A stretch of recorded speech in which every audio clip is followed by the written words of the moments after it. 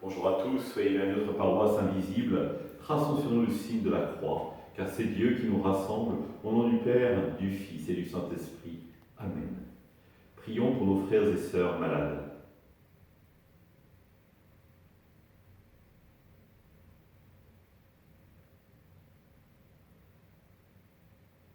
Prions pour les soignants et tous ceux qui œuvrent pour le bien commun.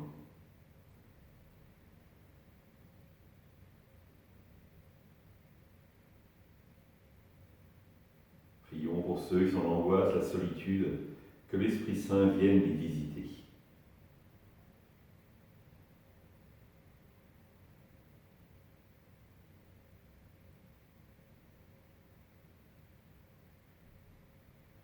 Pour manifester notre communion, je vais maintenant allumer cette bougie au cierge pascal.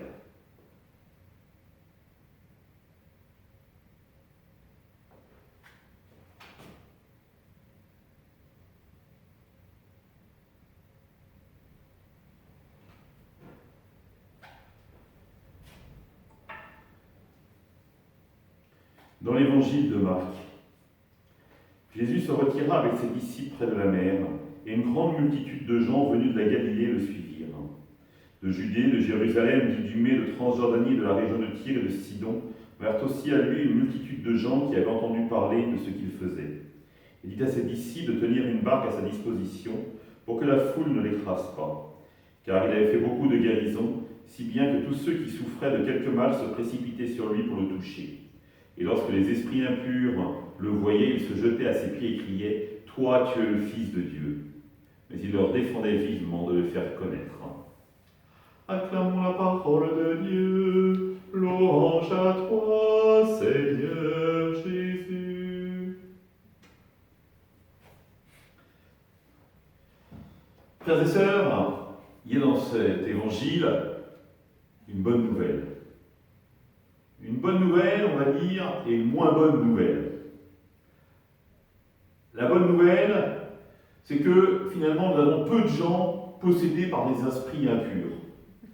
Parce que nous voyons peu de gens aujourd'hui se précipiter vers Jésus, de courir vers lui de tous les coins de notre paroisse pour aller le rencontrer, se faire guérir et dire « Toi, tu es le Fils de Dieu ».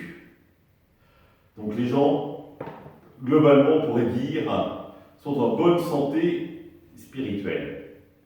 Quoique, ne méfions-nous de cela. Parce qu'à cette époque-là, toutes les personnes étaient religieuses. La question, c'était finalement, quel Dieu allons-nous reconnaître? Et en Jésus, reconnaître en Jésus Dieu qui se manifestait à l'homme, toi tu es le Fils de Dieu, paraissait invraisemblable.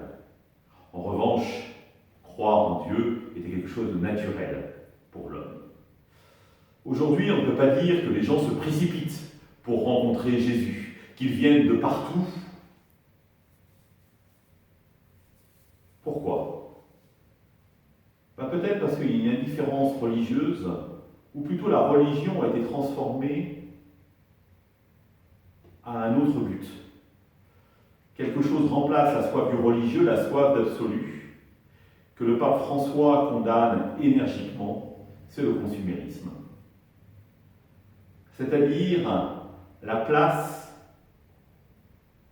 de nos dépenses, du matérialisme d'ambiant qui oblitère et qui nous invite à oublier Dieu.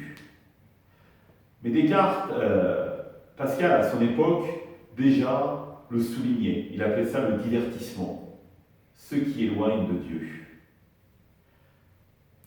La question pour nous est qu'est-ce qui nous amène véritablement, qu'est-ce qui va nous faire courir vers Dieu, vers le Christ. Réaliser finalement qu'au cœur de notre vie, il y a un manque qui s'installe, une blessure.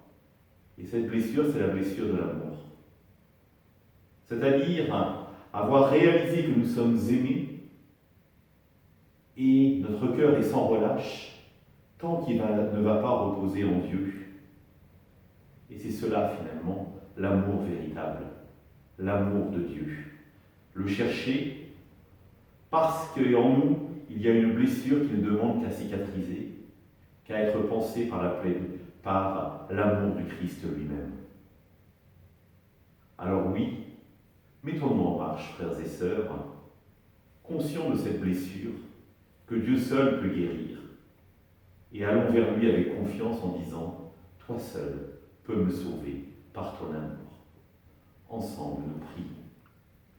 Notre Père, qui es aux cieux, que ton nom soit sanctifié, que ton règne vienne, que ta volonté soit faite sur la terre comme au ciel. Donne-nous aujourd'hui notre pain de ce jour. Pardonne-nous nos offenses, comme nous pardonnons aussi à ceux qui nous ont offensés. Et ne nous laisse pas entrer en tentation, mais délivre-nous du mal. Amen. Et que le Seigneur nous bénisse, qui nous accompagne toute la journée, nous garde dans la paix. Au nom du Père, du Fils et du Saint-Esprit. Amen. Je vous rappelle que demain, aujourd'hui, nous avons le temps de prière pour les lois de bioéthique. Donc rendez-vous à 17h15 dans l'église de la Chapelle. À demain.